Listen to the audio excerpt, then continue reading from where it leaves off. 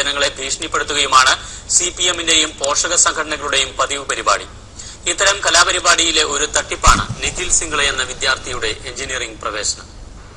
സംസ്ഥാനത്ത് കാലാകാലങ്ങളിൽ വിദ്യാഭ്യാസ രംഗത്ത് നടപ്പിലാക്കാൻ ശ്രമിച്ച മാറ്റങ്ങളെ എതിർക്കുകയും അക്രമം വഴി ഇത്തരം മാറ്റങ്ങളെ നശിപ്പിക്കുകയും ചെയ്യുന്ന രാഷ്ട്രീയമാണ് സിപിഎമ്മും അവരുടെ വിദ്യാർത്ഥി സംഘടനയും നടപ്പിലാക്കി പോരുന്നത്.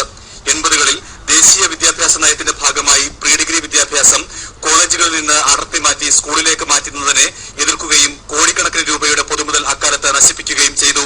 പാവപ്പെട്ട നൂറുകണക്കിന് വിദ്യാർത്ഥികളുടെ മാർക്ക് ലിസ്റ്റുകളാണ് SFI എന്ന കേരള യൂണിവേഴ്സിറ്റിയിൽ തീയിട്ട് നശിപ്പിച്ചത്.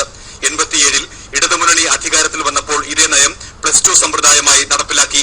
1991ൽ സഹകരണ മേഖലയിൽ കണ്ണൂരിലെ പരിയാരത്ത് ആരംഭിച്ച സഹകരണ മെഡിക്കൽ കോളേജിനെതിരെ അക്രമസമരം അഴിച്ചുവിട്ടു. കൂത്തുപറമ്പിൽ 5 ചെറുപ്പക്കാരെ പോലീസ് വെടിവെച്ചു കൊന്നു.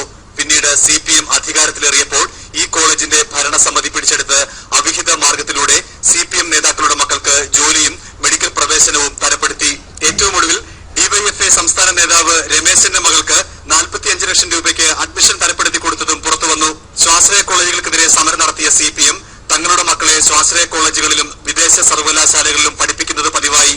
പാവപ്പെട്ടവന്റെ മക്കളെ പഠിക്കാൻ അനുവദിക്കാതിരിക്കുകയും നേതാക്കളുടെ മക്കളെ മുന്തിയ കോളേജുകളിൽ പഠിപ്പിക്കുകയും ചെയ്യുന്ന കാപട്യമാണ് ഇക്കാര്യം അത്രയും CPM അനുവർത്തിച്ചു പോരുന്നത്. നിർമ്മൽ മാധവ് എന്ന പാവപ്പെട്ട വിദ്യാർത്ഥിയെ കോഴിക്കോട് സർവകലാശാലയുടെ കീഴിലുള്ള സർക്കാർ എഞ്ചിനീയറിംഗ് കോളേജിൽ നിന്ന് അതേ സർവകലാശാലയുടെ കീഴിലുള്ള മറ്റൊരു സർക്കാർ എഞ്ചിനീയറിംഗ് കോളേജിലേക്ക് മാറ്റിയതിന് എതിരെയാണ് SFIയെ ഉപയോഗിച്ച് സംസ്ഥാനത്ത് അക്രമവും വെടിവെപ്പും നടത്തിച്ചത്.